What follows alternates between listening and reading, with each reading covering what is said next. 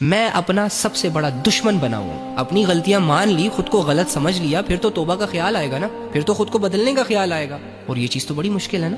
حالانکہ اللہ کے بندے، خود کو بدلنا بہت آسان ہے، لوگوں کو بدلنا مشکل ہے. کیا ہے، تم نے اپنے اندر ایک ارادہ کرنا ہے کہ اللہ تھک چکا ہوں، ہار چکا ہوں، ٹوٹ چکا ہوں، بکھر چکا ہوں، نہیں سمجھ آ رہی، واللہ کچھ نہیں سمجھ آ رہی کہ میں کیا کر رہا ہوں. صبح آنکھ کھولنے سے لے کے رات کو آنکھ بند کرنے تک میری زندگی میرے ہاتھوں سے، میرے اعمال سے ضائع ہوتی چلی جا رہی ہے.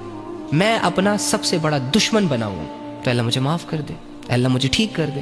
اللہ جن چیزوں کی وجہ سے میری زندگیاں برباد ہو رہی ہیں، آج کے بعد میں نہیں کروں گا، بس اب ٹھیک ہو گئے. کون سی بڑی راکٹ سائنس ہے اس میں؟ خود کو بدلنا کون سا مشکل ہے؟ وہ اعمال جو آپ کو برا بناتے ہیں، وہ لوگ جن کے ساتھ اٹھنے بیٹھنے، بات کرنے، ٹائم دینے سے آپ کی پرسنالٹی ڈاؤن ہوتی ہے، ان لوگوں کو چھوڑنا ہوتا ہے، منہ موڑنا ہوتا ہے. بس بن گئے آپ اچھے انسان. ایک زہر کا گھونٹ ہے، پی لو. ارے وہ والا زہر نہیں جس سے بندہ اللہ کے بہت قریب چلا جائے.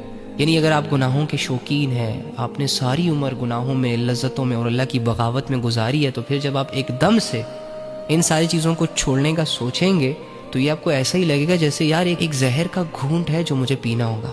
اور یہ جو کمزوری سی فیل ہوتی ہے کہ پتہ نہیں میں بدلوں گا بھی کہ نہیں، پتہ نہیں میں ٹھیک ہوں گا بھی کہ نہیں. بھائی تو ہوگا ٹھیک، بہن تو کوشش تو کر.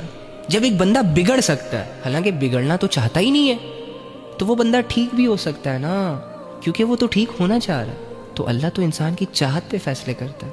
جب آپ کے پاس کوئی برائی نہیں ہوگی کرنے کو تو کیا رہ جائے گا کرنے کو؟ نیکیاں.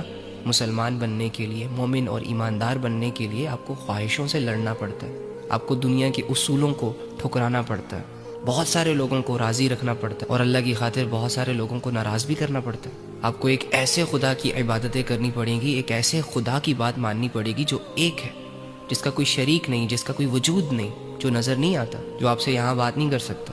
اس کی معرفت کو ڈھونڈنا ہوگا، اس کی قدرتوں پر غور کر کے اسے سجدے کرنے ہوں گے.